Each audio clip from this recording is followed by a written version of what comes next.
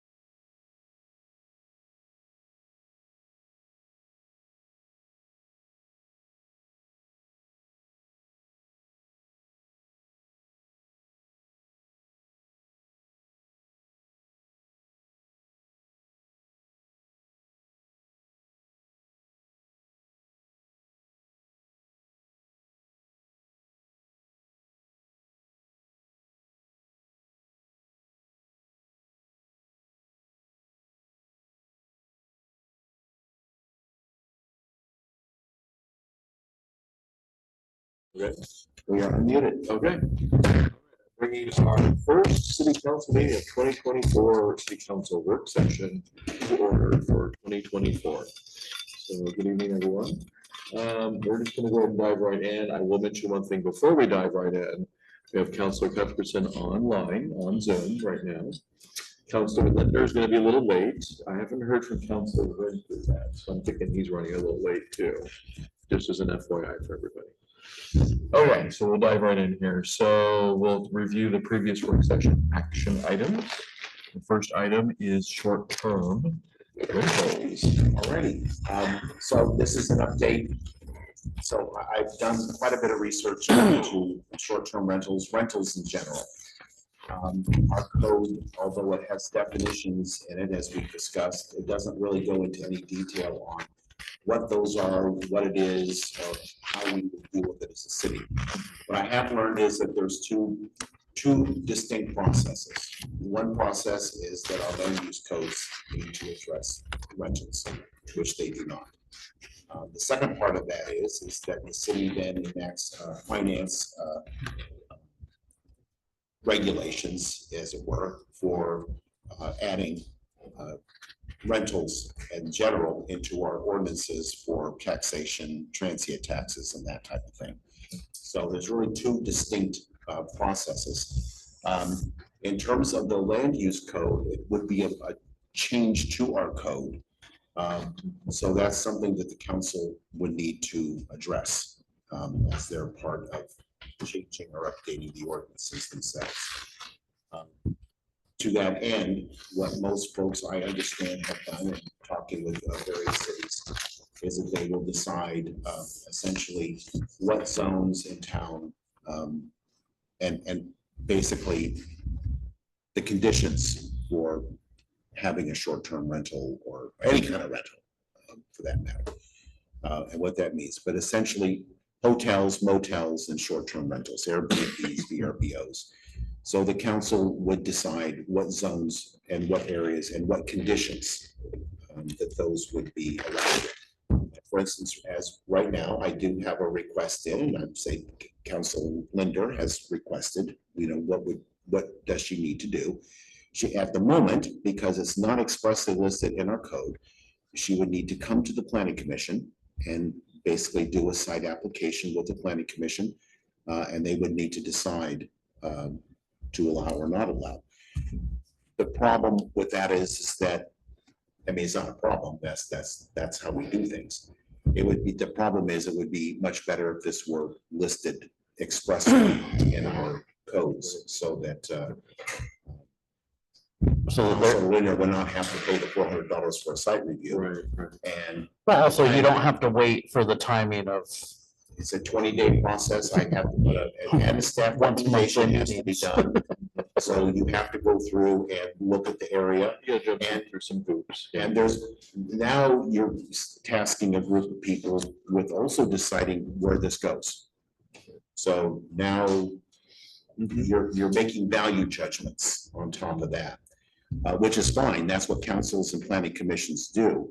But it's also most folks have pretty clearly delineated where things go and how they work. I would presume we'd have to flesh out the definition between a residential rental and the short-term rental. Right. Most codes that I've looked at will state 30 days or less is a So- short term rental. So if someone rents a residential rental on a month-to-month basis, On a month to month is considered what's a something regular else. long-term? I will just simply say something else. Okay. I just. No, that's a good question. And that has, I won't say flummoxed, but has certainly preoccupied many a council. Reading, going through many council minutes and talking with a few folks. It is very clear that this topic has come up. Yes. And it's Monroe's turn to enter the fray, but there is a lot of ideas and information out there, but I just want to report back that that is the general process. The taxing regulations and transient tax and all that is much more straightforward because a lot of that is prescribed in state law. However, and other ordinances, it's more boilerplate than anything else. It's how does your town want to handle short-term rentals? Do we have to include rentals, for instance, someone that wants to rent a wing of the library or this hall here? No, those are much different. They're room rentals and you're not living in it. Okay, These are occupancy I'm just- like human beings. playing devil's advocate and trying to make sure we cover all of our questions. Unless we wish to rent this out as a shelter of some sort, then the answer would be, or a hotel. Would it behoove us to include this in our land use changes for rentals? If it's not for occupancy, then no. No, I Okay. would exclude it. It's only whether it's for occupancy. Just want to make sure we got our dots, Sure. i's dotted, Sure. t's No, it's a good crossed. question.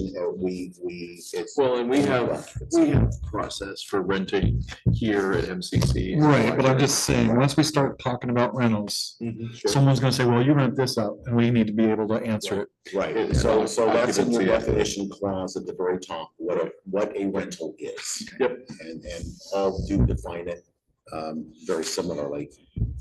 What has been added is the term short term. And most towns have not, it's been a hole in their ordinances. We do not have motels and that type of thing in town, so it's not been an issue for us up to this point. But what they have all done is taken the word short term and added it to their overall Okay. transient lodging. Yeah, That's what it sounds they like call this is specific to GRA and GRB. Not basically using those residential lots as, whereas commercial, like if it's on a commercial lot, technically that's fine for commercial use. I mean, you may, if it's a change of use, you may need to, The change of use. File it's stuff with the really- It's really the idea that planning, you have a motel or a but that hotel. stuff's allowed on commercial and not, For hotels and motels. Correct, yeah. Short term is still a. It's another gray animal, area. yeah. It's another animal. Yep. So we, Hmm. so it's, and again, there's two parts to it. One of them is the taxation and regulation of it. And the other one is the land use code, which says this is, you will allow it here. And these are the things you need to abide by, such as egress, the same kind of things we put in our code for other areas. We have ingress, egress, fire access, FDCs, those are the fire hydrant stands that you might see outside the school for high volume. Right. All those things come into play when you deal with the transient lodging. So my recommendation to council would be to have an advisory committee or an ad hoc committee that would look at the different zones and start coming and looking at the different, what other cities similar size have done, the resources as a resource, and then develop a code for Monroe that can be adopted in our land, amend our land use code. And then once that's done, then do the finance and regulation pieces as appropriate for that. maybe something through ordinance committee. Yeah, and either ordinance committee, I think you probably need, I would maybe go as far as recommending that maybe a planning commission, joint planning commission, council group look at the town, look at the zoning regulations and make an update to those. Our codes are very sparse when it comes to what we allow and not allow. And as we've discussed in planning, it really puts and as Councilor Rich said, it takes a lot of time for things to go through planning when it could be expressly listed. Well, and I think if we expressly list it too, it takes a lot off of the planning commission to like, basically, people arguing if somebody's getting favoritism and stuff like that, because basically they're just looking at it on a case by case basis, whereas if we just have blanket rules that, everybody needs to meet these specific qualifications, then we don't even have to worry about that. It's all based off of a framework. If it's permitted, they can go directly, they can pass go and go directly to the planning office and start their work. We ready to move on? We are. Another exciting topic. Parking ordinance. So, and talking with speaking of our short-term rentals, I left with our attorney on that, because we always get charged a minimum amount of time, so I try to maximize my time on the phone. Another round here with our ordinances. She just gave me some general information, but one of the questions I had, and I put this on the copy you have here at the very top, this is part of 70, this is chapter 7, title 7. So 7002 specifically adopts 801 through 823, which are essentially of traffic laws. So I know we've had some discussion on things such as, we look in the second page here, ORS 811-585, which is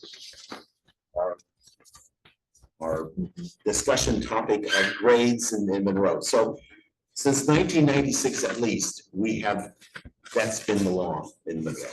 So if you're on a grade, whatever that is, if you're on a grade, you must do your wheel thing. Where are we? On just page 2 under what ORS? Title 7, 7205. Yeah, so the first thing I described was that we already adopted ORS chapters 153 and 801 through 823. That is part of this. So when I talked to the attorney, we talked about that and said, well, you've already adopted it.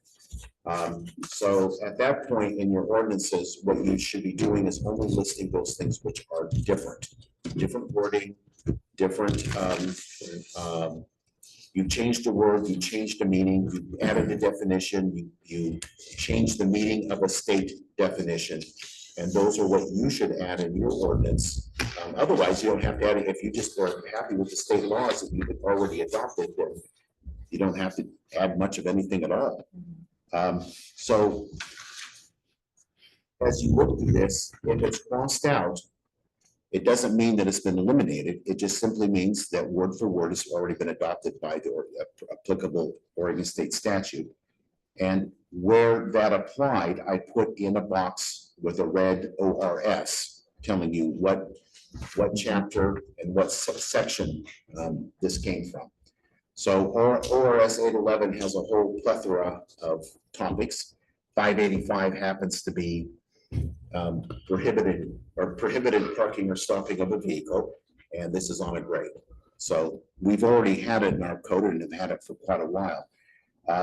And the next section where it says prohibited in specific places, this is referencing 811-550 in general, and the things that are crossed out are already defined in those. If it's not, then it's something that is unique to Monroe, something we have put in place ourselves.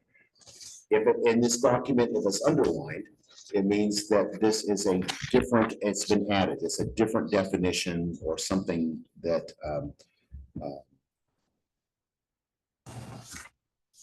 we have talked about and made the definition, such as what a passenger vehicle is versus a motor truck, making sure there's no confusion over a pickup versus, or a big pickup versus what a motor truck definition is. Yeah. I will, one important here is our ordinances have used the term right of way. And as to mean the street, and that's not the definition of a right of way. I think if you think of it, it's like coming to an uncontrolled intersection where there's no stop signs. Who has the right of way? Well, that's the person on the right. Although I always look left too, because I don't think they know either. So particularly on some of the streets like Coolidge and Corvallis, which goes down at a weird angle. I mean, I've seen so many accidents. That's like a gauntlet. That's how I come to work each day, is coming down Coolidge. So I just change it to the proper definition is what is a way. So you can have public ways and private ways, and it's defined.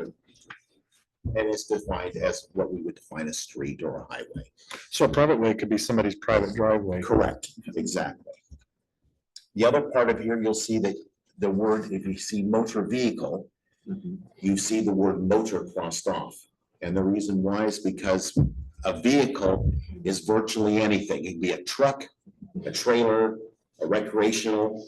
It could be a pickup truck. It could be my SUV. It could be any one of those things. So a motor vehicle is really redundant and a bit confusing. Vehicle is well defined in the codes. When we're referring to, when you're doing parking, you're actually referring to anything. It could be a trailer. It could be someone's, it could be the back end of a pickup truck. You have a tandem pickup truck that's parked. So it could be any one of those specific things, not necessarily something with a motor attached to it. Otherwise, what's in here, if it's crossed out, it doesn't mean that it's not adopted. It just simply means it's already in the state that we've adopted. If it's underlined, it's something new. And a good example is the discussion we had on passenger vehicle versus what's a motor truck. That was actually an excellent, I thought an excellent discussion. And of course, you can, as the attorney said, if you want to change something, she says it's always in traffic laws, make it stronger, not weaker. So those are the three things. If you've adopted code, then you don't include it in your ordinance. You only adopt the things that are different. And the second part is if you wish to change something, go for it, but just make sure it's stronger language, not weaker language.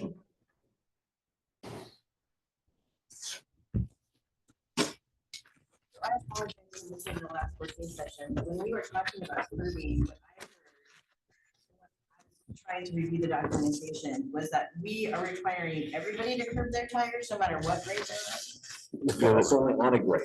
in. Okay, I misunderstood that. No, it's without doing all the following, if leaving the vehicle unattended. Stopping, so turning the front wheels to the curb or side of the street when standing upon any Any grade. grade. So And I it's- think that the sticking point in that is any grade. I did talk to our attorney, someone, I said, well, what if we modify it so it's to specific parts of, like, he says, well, yeah, it says parking ordinances often will change depending on where you are in a town. I said, well, what about, parking on a grade? So some parts of our, every part of our town west of Main Street, Fifth Street, is on some kind of grade. I said, if you're on the lower sections, it's, you're not gonna get your things moving. What she pointed out, says, well, she said, it's, I think kind of paraphrased some of our discussion the last meeting. If something were to occur, even if it were moving and a child couldn't get out of the way, for instance, wasn't looking for it, or a busy mom with her passel of kids walking up the street, because we don't have any sidewalks in a lot of the streets where these kids are going on. And you're not expecting a motor vehicle, even if it's going slowly, to be moving into you. What would happen? It says, she said, I'm just asking the question. I said, well, I think the city might be in a bit of trouble if we pass something that wasn't. Says, yes, that's when she said, pass something that's stronger. Okay, That's the context of that discussion. understood. I misunderstood. But it looks like 585 covers all that, right? Yeah, we've already adopted it. It's already on the books. We can change it. We can change it. But as it's stated here is already in the law, so we don't need to actually mark it here if We we're not don't need changing to it. do anything with it. The only thing that you have here is what is.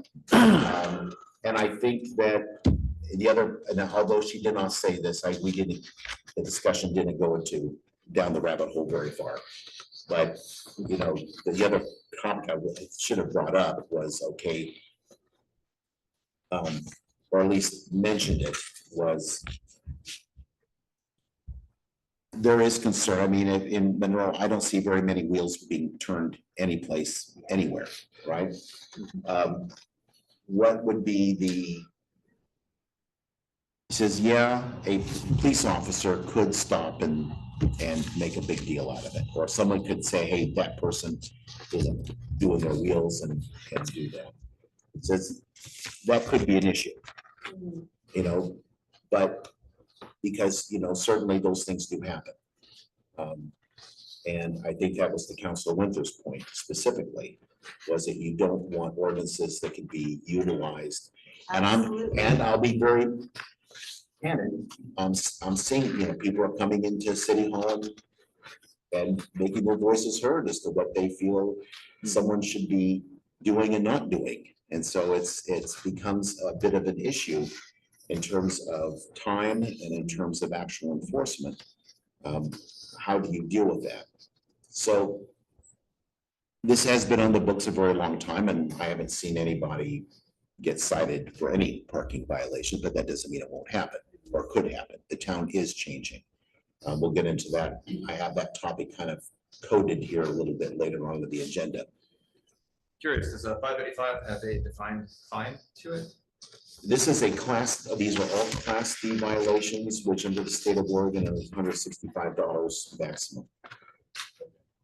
So the hours would definitely be, even as it is more, potentially. More, but I mean, class D, and we haven't got to the fees yet, but most cities run it even lower, down to 150. And some of these are even much less, like $50. And you will have it, and that's, so this part is just the, I think on the back end here, what did yeah.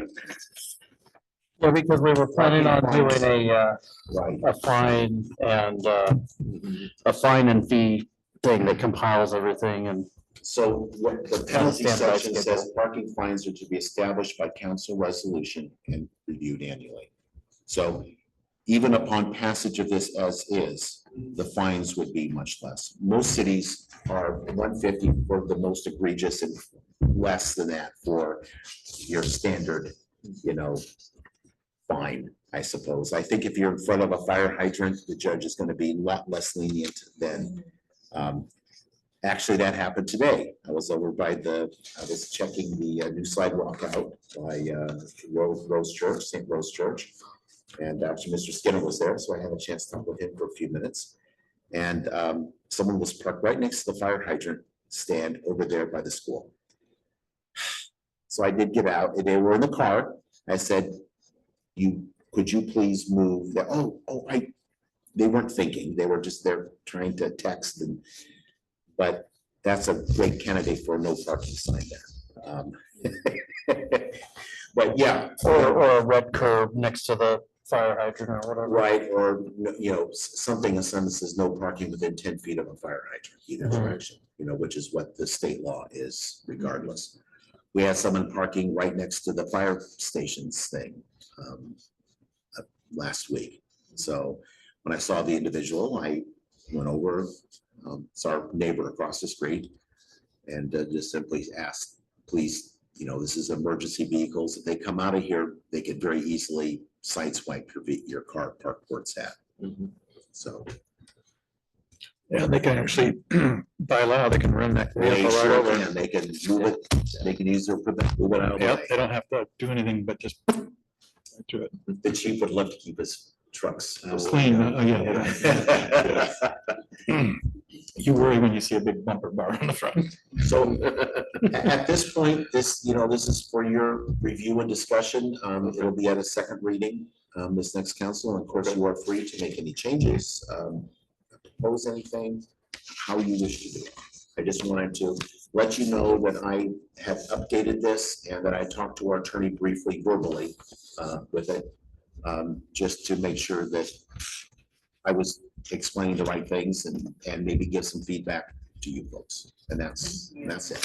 Okay, great, thank you. Okay, I think we'll move on to city fee schedule.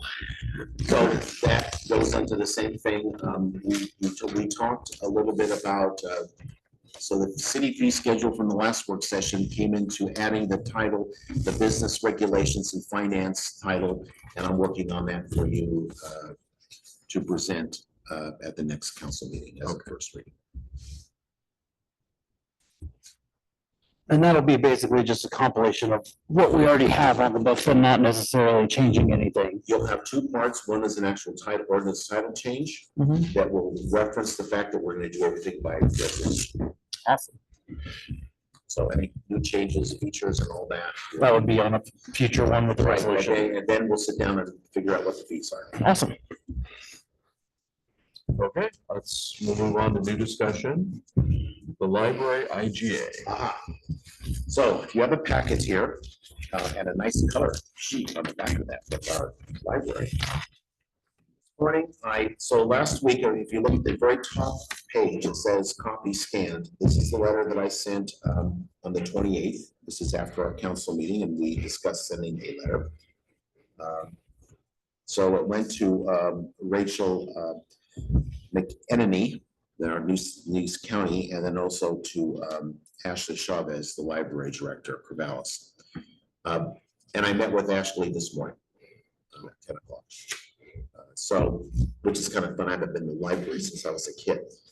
But, so we went over the document. I made two things very clear, that this was not about the city of Corvallis, not about the library, not about the city trying to do anything with the library.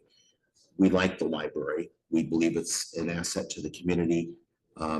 It's not about that. It's about the building. He says, well, is it about maintenance? I said, well, in a way, but it's about the building. It really is about the building itself. The city of Monroe owns a building that's being used by the library. The library, essentially, I said, if you want to read the IGA, basically, even though it's our building, the city of Monroe's building, built with federal grant money, community block grant, as I understand. Okay. Yeah, I had to look, but anyways, it was a community block grant. Yeah, specifically- substantial one, yeah. Yeah, substantial one to build this. What we want to do is, as a city, is one, we want to be able to take care of our building. Number one, first and foremost, we do not want any deferred maintenance on it. We want to take care of it. I said, as in Corvallis, I have I used to have a fee. Now they had an option levy that passed a few years ago. Right? At one point, there was a fee on my utility bill. And that's how you do things. If you want to take care of increases in costs, as long as it's specific to the people that benefit from that fee, you can do so. And the standard practice is to put it on your utility, because that goes to each person in Monroe or in that municipality that would benefit from that service, as opposed to getting money in general that could be used for any purpose. That's a property tax that has to go through statute for votes and everything else. Fees are under your control. So you can do fees for law enforcement, you can do fees for library or maintenance, you can do all sorts of things with fees. No one loves them, but it is one way of raising money, specifically when you budgeted for something. And because we'll just look at the last 2 years, all of a sudden, cost increase went up 10, 15, 20%. Now, most small cities, our property taxes have not kept up with that. So while we do get a general property tax in, which amounts to about $190,000 a year for the city of Monroe, we get more than that, but 160 is obligated to our GO bonds, our general obligation bonds. So that gets taken off the table. The other rest of it's 190, and that's not, it's 190 is a lot of money, but for even a small city, it's not very much. So we do not have a lot of money that we have control over that's not dedicated or restricted for other purposes. One of the things we do not have a lot of money for is the maintenance of our buildings. We just simply don't have the money.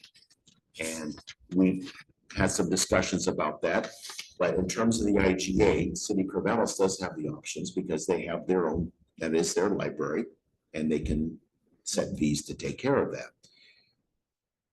There is a special taxing district, and that special taxing district is for the library, and not just this library, but all libraries that the county has. They take care of Alcee, Philomath, ourselves, and they contribute in other places, but it's a special taxing district. So on your tax bill, you get taxed for the library.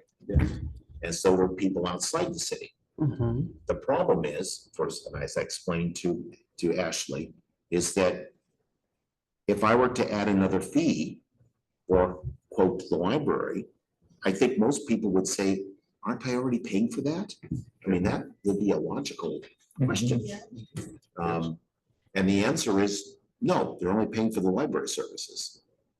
So I said, we need to come up with a more equitable way. I mean, if we were as a town to have a fee for that, I think most citizens will want to know that it's because the city is using that building in some, for a library, for multiple purposes. And we have other buildings that need to be maintained as well.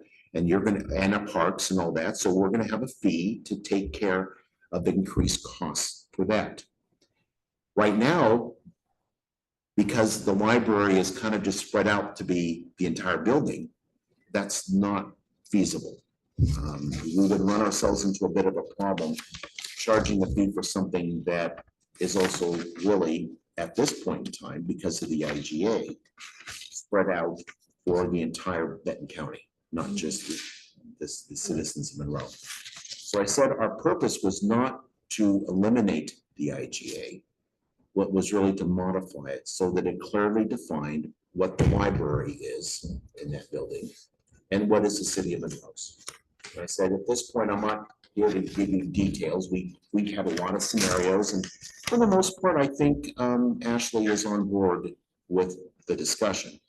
I think her main concern is making sure that if, for instance, if we had half the building and they had half the building, how would they take care of their summer programs and that type of thing, which I think is easily worked out. But that was just some ideas. You may remember we have the South Benton SBCEA that has the Legacy Fund.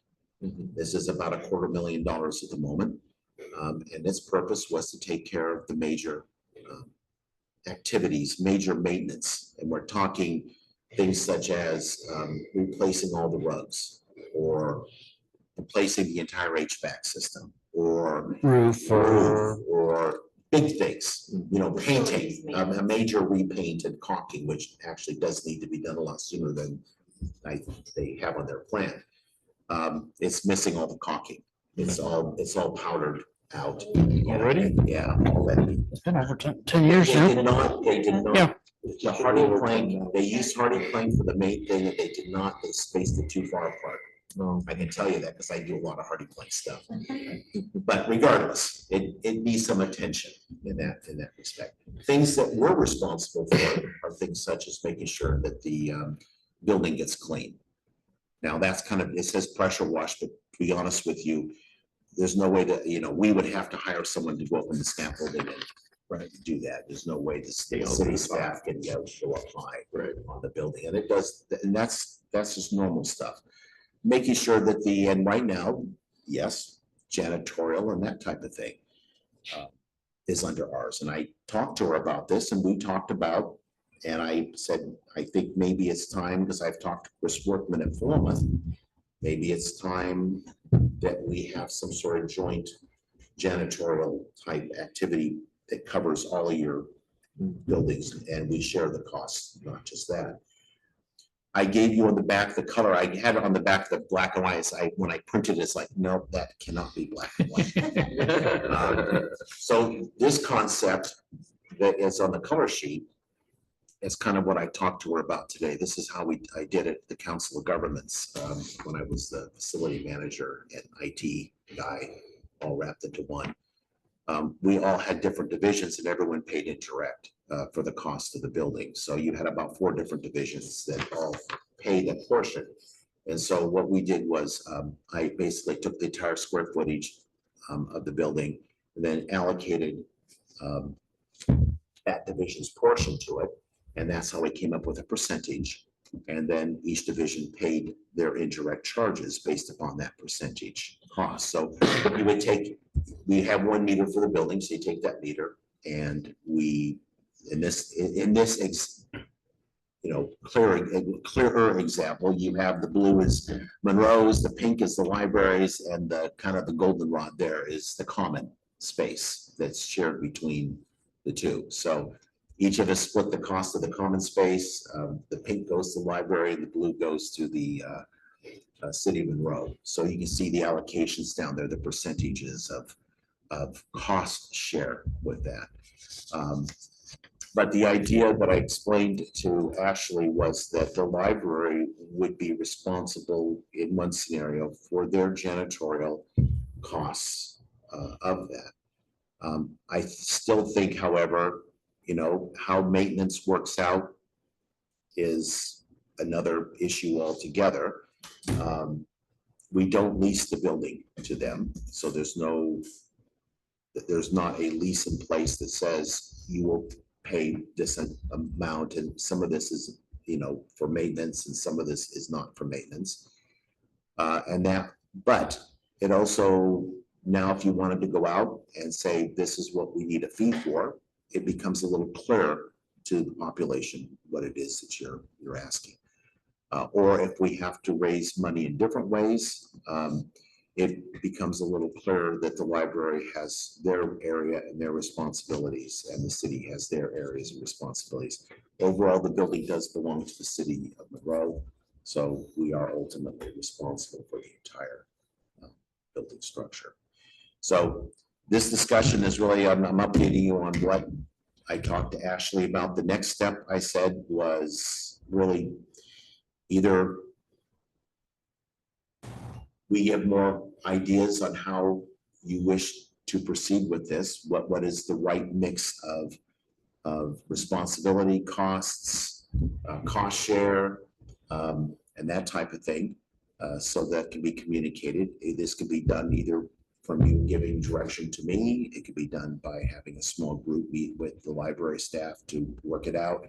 However you wish to go forward with it. We have given them notice that we want to sit down with the library and talk.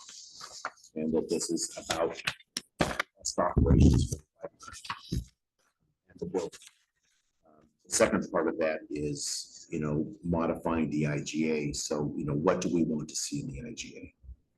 What do we want it to reflect that meets the needs of both the library and the city?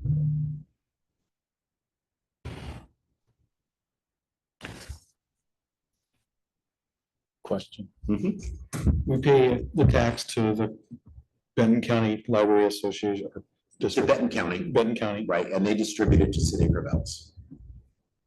and they said that our tax is only paying for the operation of the library section. It says operations. And at the moment, Operations includes janitorial. Chris Workman at Philomath we've had that discussion. And then operations also would be lighting and all that other stuff. They pay for it. I would say that is exactly correct. So what we're doing here is one method of dividing the costs. I'm just thinking we're, unfairly treated by the library district, but Corvallis Library would probably pay for it, right? Corvallis Library pays, they actually I have a separate tax in my bill that taxes me for the library operations and for the parks and everything else. It was all one of Oh, one them. thing, yeah. Well, I think the biggest, from what I've heard outside of, whatever they say about wanting us to do maintenance on the building. I think the biggest thing has been that the librarians are not happy with the level of janitorial service. The janitorial, well, and I think that. Like, it we seems like have- they, Well, I think there's two things, and I think we have to, so if you remember back in grade school or high school, one of the people that was a safety valve for a lot of us was the custodian. And the custodian was there. The custodian was always, they made sure the tables were picked up, cleaned up, the floor swept. If there was a problem down the hallway, they were there helping out. They were always the person available in that school to come down and make sure that those things got taken care of. That is what the librarians want to see, is a custodian.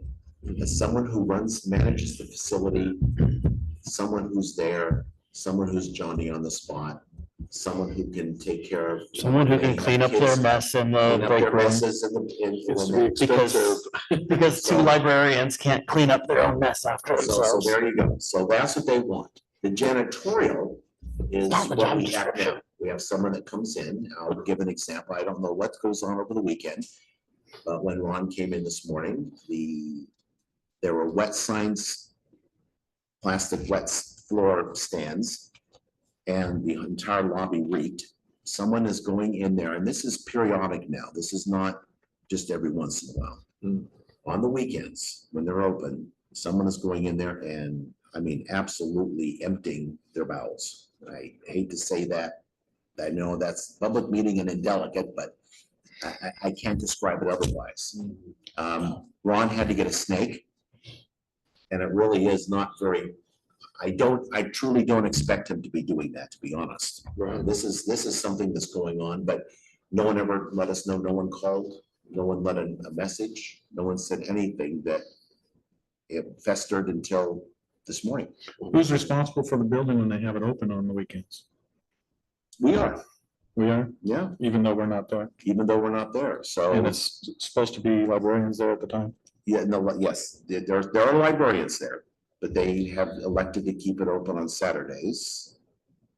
One of the things that Ashley and I talked about was cutting back hours as a ways to pay for some of these other things, but that is problematic for us. One of the things that I worry about, what you just stated, what's going on, is sometimes drug use causes explosive issues. And that's actually a hazmat situation. It is, and I've said, and under circumstances like that, and Ron did not, but I need to reiterate, I want to serve someone to come in and take care of Yeah, I had stores crew, I would not let them clean that I- stuff like. When I was at AG, I was same thing. If we had a bad situation like that, Serpro was under Yeah. contract to come in and take care of it. And I'd rather see us spend a little money doing that than getting one of our people sick. Okay. Particularly, and particularly under this particular circumstance, there's other issues, and Yeah, that's gonna be a topic of discussion tomorrow morning, is how we're gonna. but one of the help things is people in. you can lock the restroom. I don't think you can lock that restroom. There's no door. No doors. Yeah, you'd have to. We have to make a modification. And it is a public restroom, and. It is. And unfortunately, the library does, another issue is that this is a heating, Benton County has decided that our building's also a heating and cooling center. Right. So, Oh, it's a refuge. well, we didn't decide that, Benton County Tell decided. you that. on our behalf.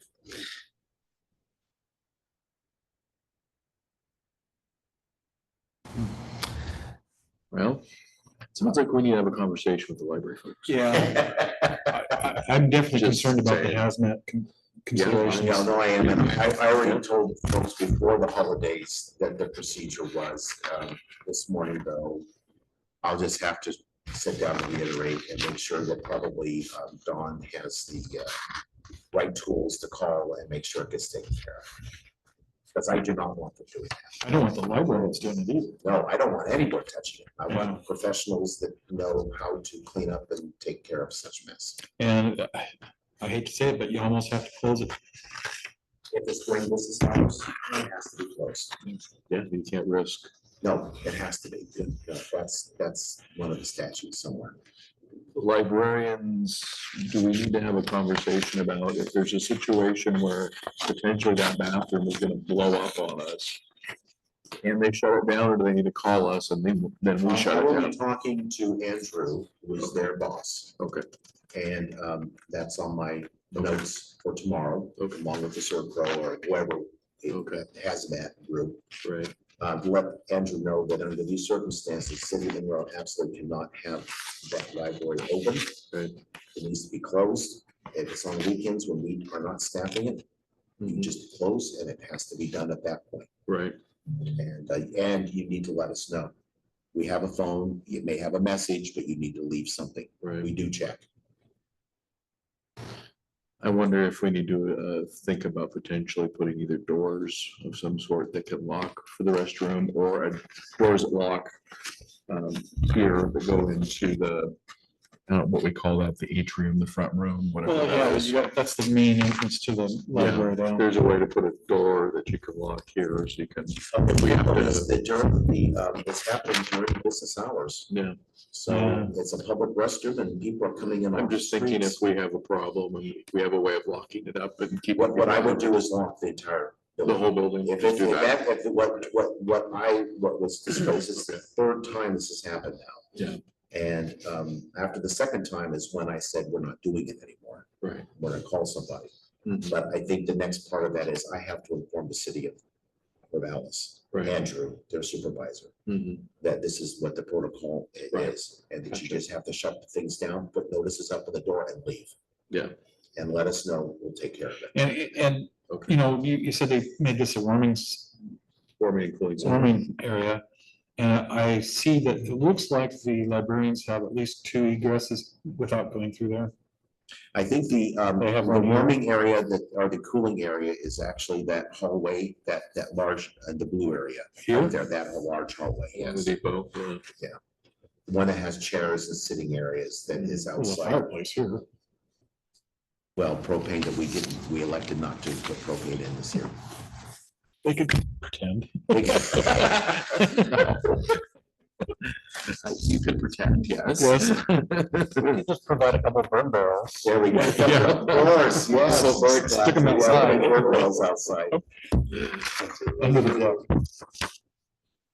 Yeah, probably outside. Yeah, I'm all for, let's talk to them and I like the split. It makes it more equitable. I don't, super optimistic they'll go for it, but Ashley was okay. I I'm explained. talking about higher up. Oh, higher up. Hmm. Ashley, Mark Shepherd is her boss. Okay, And Mark has told her, go for it. Cool. deal with us. And the county is, from their viewpoint, has already delegated all of that Mm, to Corvallis.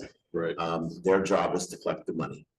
And so at this particular point in time, it really does come down to Mark has Ashley delegated it. and myself. So Okay. Yeah, I mean, I think the only people that probably would actually say anything are the librarians themselves, but they're also not the decision makers. as they're, far not, as- they're Any of they're those a couple concerns. levels down from Ashley. Yeah, And Ashley is very much, her only one, she has a couple concerns. And I think the one concern is that whatever she does with us also needs to be done with Chris.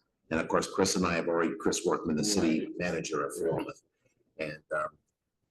And the other part of that is that Chris and I have already talked, so. Yeah, we're all on the same line. we're of like mind. Yeah, they're downloaded the attack. Right, so in the second part, so she's, first now what she's really saying is she's looking at her budget, right? Yeah. And the second part of that is that, for instance, if we take, she says the reading programs, she believes there's enough space, either in the lobby area or in the actual library itself to do the story time. Right. They call Oh, story yeah, time. there's plenty of room here over It's there. the summer programs. Sure, there's gonna be more kids. There'll be more kids. And the next topic on our list was just talking about City Hall. And we could even negotiate the smaller room if City Hall could work in the bigger room. Or, and that's a 24, that's as big a room as what we have now. It's a 24 by 24, so that's more than satisfactory for a city hall. But we can also, my other thought too is that those kids do, it's a cool program, but it does create a lot of wear and tear on the building. Well, why not have it, if it's a nice day, have it outside? They can, you know, the original agreement, I have the original agreement when the community library was in that big room next door to current city hall. Right. And it said, in that agreement, it said that, you know, yes, we can have things there at the library, there at the building, but if the city has other buildings that could be used, that would be acceptable as well. That's in the 2003 IGA you have here. Yes. So there are other things that could be done. That large conference room could also be used for that too. We can also have a fee for that. You know, to make sure that the janitorial and all that are covered by these special programs. And I don't have kids down here, so do they charge for that? They charge. I don't know. if they I don't do. think so. None of the, I don't think they charge for any of the stuff they do down there. Right. Yeah, And so that might be a consideration is that we do account for our costs unless the city feels that they can budget enough money to take care of it. But if you look at the floors, those floors need some real care. Yeah. They have not had good floor care in a while. Yeah. So my suggestion is, you know, that's just one of the things that we do is to make sure that those are being taken care of. Mhm. More people you have in things, yes. the more cost. You're talking about setting up in this. Yes, that has actual swinging doors to it versus a sliding door. This one Right, is a slider. There is a slider here. Yeah, there is. There's also a recommendation CIP to seal those as well, which is a good idea. Was on the CIP list. It's kind of nice on that. It is, it's actually not a bad, there is more road noise. If you don't seal those doors, if you don't put something in there, you do get more road noise yeah. from that, but it's not bad. bad. I think this is a great idea. I think we could build on the symbiotic relationship of City Hall and the library all being in one location. It is certainly a model that a lot of cities across the country have used. I mean, it used to be the way we were down at the South Building. Mhm. So Halsey, same way. yeah, I don't see a problem with it. And I do want to see some kind of process for, hey, we got a hazmat situation, we're closing it down regardless of how it's caused. It'll be implemented tomorrow. Okay, and that means evacuation of everybody in here. Yep, the building, as soon as those restrooms are closed, the building is closed. Right. The entire building Yeah, right. is closed at that point. The library, this whole area has to Yeah, be no, closed. that's the safe thing to do. Yeah. Should we skip over now to the City Hall next steps? Because we're starting to. Right, and we are actually in that process now. Yeah. Yeah, So my process at this point is that we start actively thinking about moving City Hall to the library. Do you want to let them know what you told me last week about the roof at City Hall? Okay, What? The the roof. roof. So one would assume that that roof has been on that building forever. No. It was put in on 2003, On the And- library. on City Oh, Hall. City Hall, okay, I'm sorry. It used to be, it was a fire station and it had a flat roof that was in bad repair. It still had the stands on the roof for the sirens and everything else.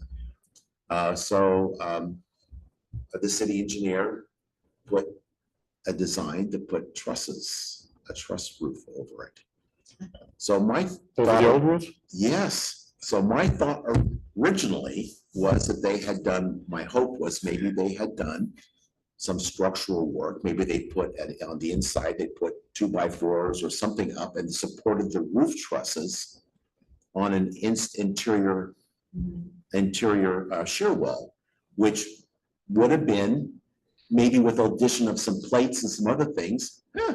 You have a seismically refitted building, which is a little extra work. No, they avoided the seismic refitting by simply putting up a pony wall on the sloped end and a smaller one at the higher end. And then across that now flat pony wall surface, put the trusses and put the roof on. So Was that just for cosmetic reasons? Why did they do that? because the old roof was a flat roof, essentially, a low pitch flat roof, and was in Oh. very much disrepair. I left on the counter in City Hall, I left the as-bills along with the pictures before and after of what they did. I showed the mayor that I found that in my perpetual digging into our archives. So no, it was just simply, it's resting on the existing walls. There is no structural refit work done whatsoever. And because it was on the existing walls, they wouldn't have had to. So it's kind of urgent that we talk about this. I think, yeah, we're really sitting, Yeah, it would be it's very imminent, and we just don't know when. and to put that much additional pressure on that, I mean, now you have a even worse situation than you had before. I was not aware of that until I actually was able to go through and look at the plans. And there's a lot of shakes going on in the Pacific right now, so. Yes, it's, So when can you start moving over there? Do we probably need to work out the IGA before you move over I there? would assume so. we could, I think that the library understands and knows that that is our building. They are not using the small room. Right now, I noticed that it's cleaned out. So you guys are thinking, Considerably. you're thinking that you could just do the small room? I think Yeah, just so. this one. I would say the small room, we could certainly still use the big room for other things that we want, but it seems to be a great community center, great when you have people coming down the pike, such as senators and congressmen and all. Um, And the small room actually is the only one that has access to these two spaces. it looks like. Correct. So that's the one space at the top. This one here is full of HVAC. This one is actually has janitorial equipment and storage and other things in there. I thought that was in there too. No, there's that's like another kind of a storage. mini kitchen That's outside a kitchen. kitchen. Yeah. Yeah. And in between is a, what they call conference storage, which has a lot of Chairs and chairs. library material in there. Oh, okay. So that might be a topic of discussion with them. But regardless, I mean, I think that could still be a multi-purpose area. Our concern really is maintaining it, not letting it slide downhill. Well, and with your presence there, I think that would help a lot. Actually, that was one of her first comments. She thought that would help tremendously. I think that the library as it is right now is underutilized. Yeah, and we do need to, I'm pretty sure you already looked at security of the doors. Yes, we will need to put I'd like to put a code lock on there. Okay, and is the bandwidth good enough, or do we need to get some more infrastructure for? The bandwidth right now, I believe that is fiber optics to that building, and I would ask Monroe Tel to add a separate line in for City Hall. Okay, Benton County has one line in there right now for themselves. do we need to say anything other than go for it?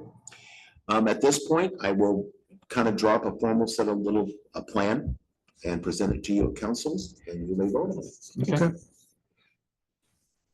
And I don't think that Ashley would have an issue with that as long as we're not changing anything else at this point. Which we wouldn't be. The IGA would still be under discussion, and that could be still more of a discussion at council as to, some of the specifics. That's why I gave you this packet this evening, so you might want to read it over, maybe give you some ideas of what you would like to see. Is there sufficient parking? I mean, I know that they do like the blood drives every 6 weeks, and they do other things that kind of increase the parking, besides just the normal library operations. We can certainly put some signs up to say reserved for City Hall, and I would do that. I look at the parking lot. I mean, they do have meetings there. every once in a while that do take up space.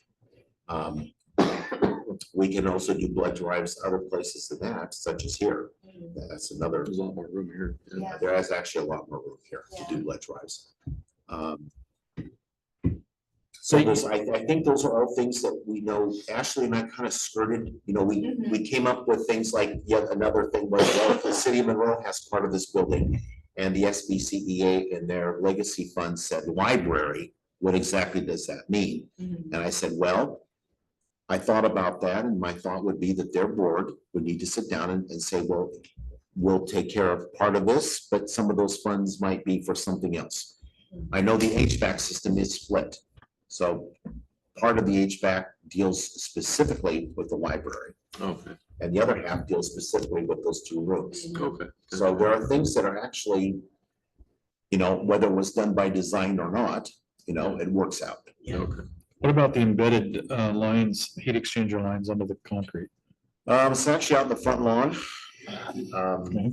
Well, there's some under the concrete too. And I think it may have extended out a little bit. I have the pictures where you're right, I think there's some that have extended.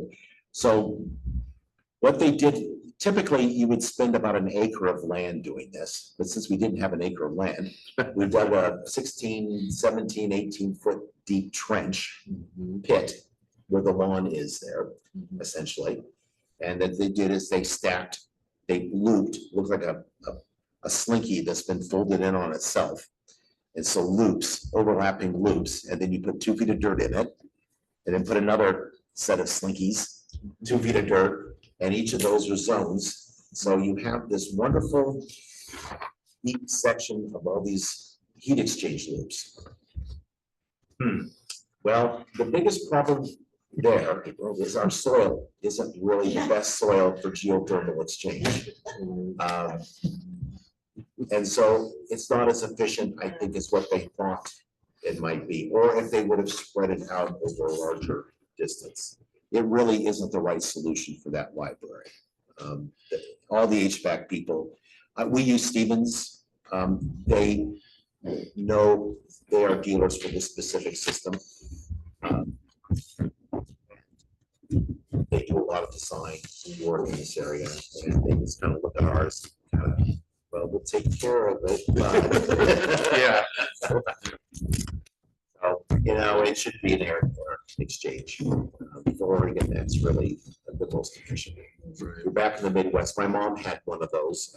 It worked beautifully, but she also pulled from a well and put it into a pond. The fish were happy during the summertime because they had lots of nice well water. And during the winter time, it stayed nice and toasty when it was -20. So, but here, it's not the case.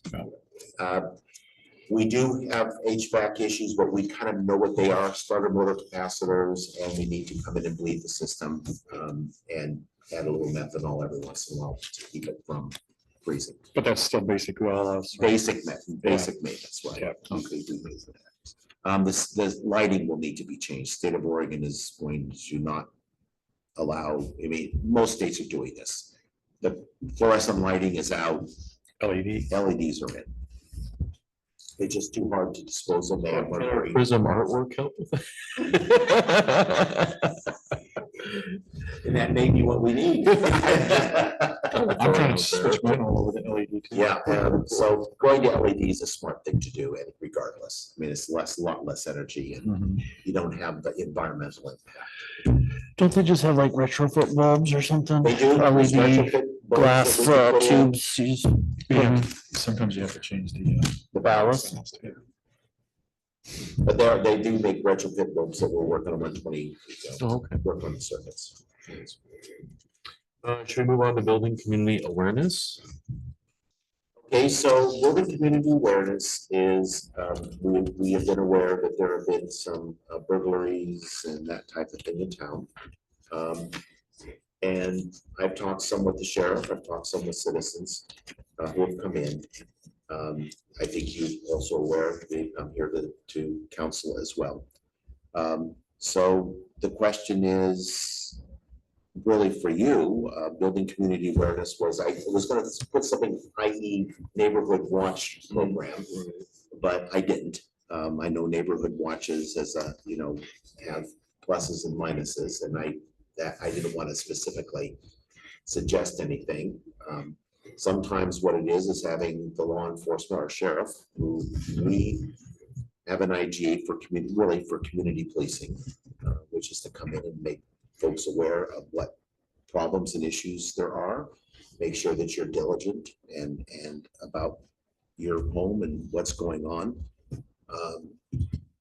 There's all sorts of, watching out for your neighbors. I was talking to one gentleman who came into City Hall about the fact that our neighborhood doesn't have a community watch program, but all of us keep each other aware of things. We are a prime target because we're kind of up in the woods, I guess, isolated a little bit, even though we're in the middle, everyone's right next door to each other.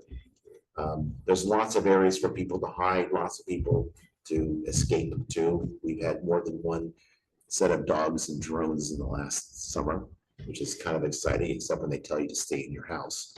And that's never happened. I mean, I've been with that house for the better part of 50 years. And that just has never been part of Corvallis. So my comment is that the town is changing. A lot of the folks that have been here a very, very long time are no longer here for all sorts of reasons. Folks coming in isn't the same community. I mean, a lot of these folks, just like I've been in that neighborhood 50 years, folks here have been here for 50 years. And that's just not the case. So building community awareness is part of the law enforcement and part of your security. And I just wanted to make yourselves aware of that. And if you've had ideas, for instance, having the sheriff down here with his deputies, we do have them at the park once a year. Maybe there's other events that can happen. Or maybe we can set up some sort of town hall type thing where once a year with them, where community can come in and kind of talk to the sheriffs The sheriff and has offered to do that. let them know kind of like what things are of concern. I mean, I know sometimes they hear it through the grapevine, but it's not always Accurate. And sometimes things happen that you aren't aware of because people don't know who to call or maybe don't trust who to call. Yeah. I mean, there's all sorts of different reasons why you don't hear about it. Or if you do hear about it, sometimes reasons why you hear about it. So would you like me to talk to Sheriff Van Arsdale about? Yeah. Would I? It's Kind of like a great big idea. citywide HOA. There we go. All right, I will talk to the sheriff and see what ideas he Let me has. Counselor Cuthbertson and Counselor Lindner, are you okay with that? Yes, please. And I would say too that there's some people in the community that have been involved in that and law enforcement before that would be really happy to help set up a community policing type situation to work with the sheriff's office, and they are well versed in that. So I know there's a couple people that would be interested in that as well. Benton County does have a volunteer department. They do, and it's kind of an extension, it's their version of Community Watch. Yeah. Yeah. They actually have magnetic stickers. I mean, Mary's Peak Search and Rescue is part of it. Yes. That works. Well, if that's okay, then I will talk to the Yeah. sheriff and say we are very interested in having his presence down here and talking to the community. Just to, and it's good for them, the community too, if they are they're concerned that there's the presence. The second part of that is that we are coming up to IGA time with the sheriff. In the IGA, we have 10.5 hours a week. So the 10.5 hours is really kind of community policing. They are down here regardless for the things that you see the reports each month. So you know that they're busy regardless.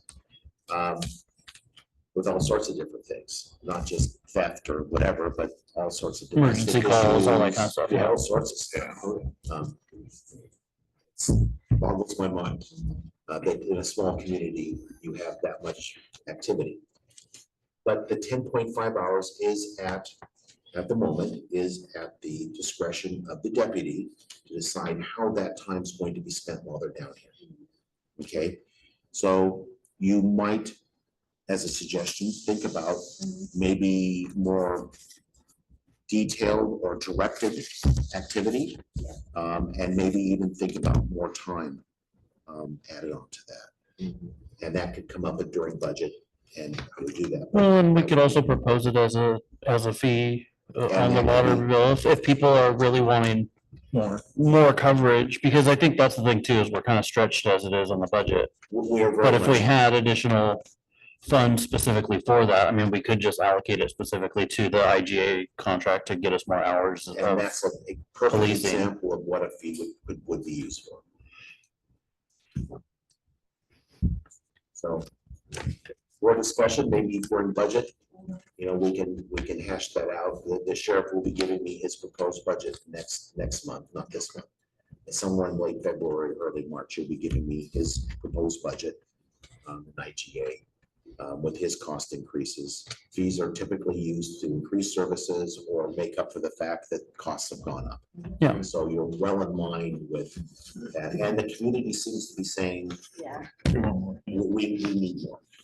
We need more Yeah. presence, more people down here to respond to things faster. but it's just, you know, it comes with a cost, and so Yes, it does. everyone needs to be aware of, well, if you want this, this is what it is, and everybody's gonna pay it, and Yeah, That's right. even the fee's gonna be more economical than hiring our own police officer.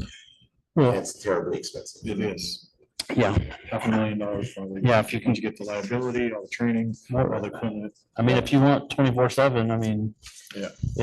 Yeah, you're talking about 4 or 5 officers to really be able to It like, does, you know, it's you can certainly put it to a but that vote. would be, you know, You yeah, can certainly be a lot put of it out money. for a vote and let the citizens decide if that's what they want to pay for. And I know we've had police officers live here that moved out of town because people used them as 24/7.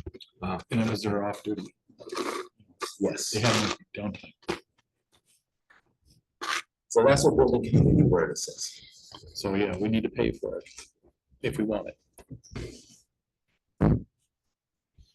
Okay, shall we move on to reviewing business for the next city council meeting on January 22nd? First up is approval of the utility worker salary scale. This is, we're ready to do something in utilities. So the next step will be to take Councilor Linder's salary recommendations and put it before you. I'll also have the job description Yeah. for it as well. And so, I'm sorry, Steve, this is for utility worker 1, right? And it starts at 2110. This would be utility worker 1. I'm also going to present a utility worker 2 because you gave me both of those skills. Okay, Got it. So we have both of those out. Might give you some options when you're going out for the job. Exactly. I am still, Who you get for what, I'm really, exactly, I really do believe that the utility worker 1 is the kind of the assistant, the person's out there doing the mowing and all that. And the real issue is I need someone who is equally diligent at working at the water plant and in wastewater. Because got it. if Mark is not available, like today, was a perfect example of, after my meeting, we couldn't get the number 2 system started. There were some issues. The plant was cold. The valves don't like working when they're cold. And once we got it going, I needed someone there to kind of babysit it for a while. Mark had, of course, it's Monday and we have 20 other things going on, so I stayed in the water plant a while. And so it would be nice to be able to not have to do that because I have other things that need to be done, obviously.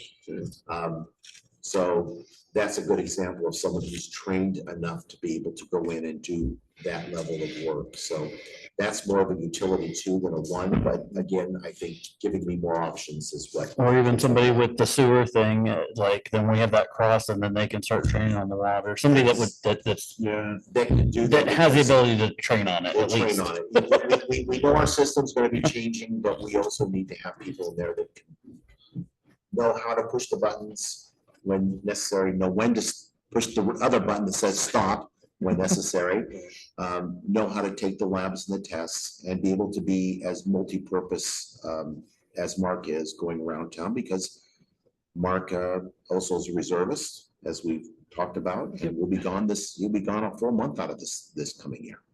So we need to have that back up. Yes. Yeah. Do we know what month he's gonna be gone? At this point, I believe it will be May and October, 2 weeks each or? 2 weeks each. Okay. Yeah, he missed last year's. Well, not because he missed it, but because the Navy couldn't wrap their head around their scheduling, so. Might have to temporarily contract some grass cutting. We may just do that. That's Because another- May is like a terrible month for, I mean, that's when everything starts exploding. I know, and that's. And it's not his fault. I'm not, No, no, I'm no, just saying no. that that's something we'll have to look at because We will, because I think that, the ditches and all that stuff are just gonna get. having a facilities and grounds person, which would be kind of at your utility one level. So utility one, but a name, the job title is facilities and grounds, which we've had before. And I think that was a valuable, that also provides your custodial work for your library, your buildings, you're making sure your grass in front of City Hall, wherever it is kept nice and presentable. The leaves are removed, the grass in all the various places, which, as pointed out, grow like weeds, particularly in the springtime. That allows our senior utility people to run the other aspects, the more technical aspects of our city. Which we don't want to get into the maintenance deferral business. We want to get the system up and running and done correctly. We've been in that business for way too long. Well, we inherited that business. Yes, we did. Yes, we did. We very much so. Next item is approval of planning commissioners for a new term. So far I have two. Just 2? We have 4 that. I know. Okay. So, Four. no, excuse me, three. Oh, yeah. The only person I have 3. So I have Commissioner Mills, I have Commissioner Eastridge, and I just got today Commissioner Cuthbertson's letter. So they'll be for Commissioner Fredericks is also, I think, but she's traveling the world right now. So I thought it was until February when she was gonna go travel the world again. she's been traveling and she loves traveling the world. I know she does. Okay, so Commissioner Fredericks. I'll drop her. You'll pay her? Good. I might drop her a note. Okay. Parking ordinance, second reading, we've already talked about that. So there's that. And then we've got ordinance establish a new title for revenue and finance. Yes, We that's our talked about that. placeholder for making sure that we do everything by resolution. And placeholders for all the other, Well, we can start making our adjustments with, Right. yeah. there's placeholders for fees, placeholders for transient tax. They're not filled out, they're just simply placeholders for numbering purposes and indexing purposes. Supplemental budget public hearing. Yes, We're and doing that'll that go on- into our little newspaper this week. And that's gonna be happening on our council meeting? Yes. Yeah. And again, what this is it's basically making sure that the monies that are dedicated for certain things restricted, such as highway, streets and all that, are clearly in their own funds. Do we have a full budget committee? Not yet. Okay. I would, It's right on my now, it's list. preliminary. February is when we're gonna go out, make sure we have a full budget, and March, I hope to have our first meetings. So I do have on my list, budget committee recruitment. So Good. that is on my list. Excellent. Thank you, Mr. Mayor. It's right there. Other business. I have other business. Okay, go for it. I'm wondering when we can invite our rep from Republic Services to meet with us again. I know he mentioned it when he was last visiting with us, and I don't envy his position as the liaison between Republic Services and residents of any community, but I think that we really need to figure out I don't know, we need to fix the situation with Republic Services. It sucks. Hey, wasn't he planning on coming back this month? For city Said council? January, Uh-huh. however, I would assume that until he's invited, Well, I think we should invite him. would you Yeah. need to invite him? That would be Thank you good. so much. Either for the January or February, if that works better. Yeah, It might work better for February, Yeah. just simply for time. Looks like restrictions. January's filling up. But so that would give him, and I will give him rundown on the incident that was relayed to me today by Counselor Lindner and also a few other individuals over time. I did ask a very specific question that I noticed he did not answer. When he was here, and that was in regard to, I'd like to have a comparison of costs for the services that the Benton County folks are getting. I know he gave me the cost of it, but there are services that go with those costs. Right. For instance, in Corvallis, I know I'm not paying that much difference than Monroe is, but I have a yard debris and recycling and my card, my garbage card, and it's weekly pickup.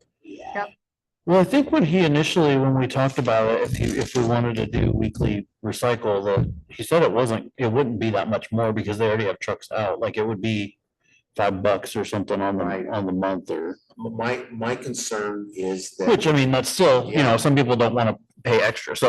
I just want to make sure that it's equitable. Yeah. I mean, why should Right. someone who lives on Shady Oak Drive get more services than Monroe for the same price? I don't get Yep. that. No, And I'd like Ken to, Mr. Larson, to explain that. Are they picking up glass anymore? Because they used to pick up glass here, then they said they don't pick up glass in Monroe I have no in idea. 2021. Now we're picking it up. They haven't been. They stopped that in Christian, they stopped that, it's all commingled now, and they charge us extra for it. No, I mean, you weren't even supposed to put the glass in the commingled bins. They now tell us that we do it, but they charge us extra for it. Okay. Yes, we were not supposed to. You're not separating. No, you're absolutely right. But then they noticed that we all ignored it, like the citizens of Corvallis, and so they just added $5, I think. Oh, to our- I've been, So, in addition to discussing rates and services associated with each of those rates and the equitability of it, I also, and I'm sure he has received this feedback and from everybody, but I would love for their app schedule to mirror the schedule that they just emailed out to all of their constituents, because recycling day pickup has 2 different dates between those 2 software. Yeah, we were talking about that before the meeting. You weren't here, but talking to Counselor Myers about that too. I thought recycling was next week, Yeah. according to them. We got Yeah. our picked up on Saturday. so. I think they should have picked it up on the 5th and they should pick it up on the 19th. Well, They're there gonna you- have it in 2 different places. They should pick it up twice this month. Saturday, they showed up twice to pick up my garbage. They're just incompetent. Maybe they missed Counselor Linder and instead did Counselor Myers. Yeah. Twice. Yeah, I don't know. I will ask Ken to be here in the February and be prepared for these questions. awesome. Thank you. You're welcome. Anything else? Any other Well, business? I spent a summer working that job and I can tell you, I'm sorry. yeah, you know, I'm pretty sure nobody tries to skip anybody on purpose. Yeah. It's a tough job I sometimes. think it's just not the regular, like, the thing is, when they do the holiday and they switch all the dates, if you don't get the same guy, and so, They're not. so they're not familiar and they miss stuff. In my spot. And it's been an issue for almost every holiday for me. And I think that that's what it is. It's just like when you don't have your regular mail person and they screw it up or whatever. Wet seasons, you typically, sometimes you have to stop and go back. They're just not familiar. Yes. Sorry. Covered with- I got a regular map, I'm not the irregular. You're not the one. Okay, anything else? Nope. Okay. Thank you very much, everyone. Have a lovely evening. Thank you. See a few of you guys tomorrow night, right? Yes, Sorry. Tomorrow night, what's tomorrow night? I think some of us have an HR personnel. Yeah, Finance. HR personnel tomorrow.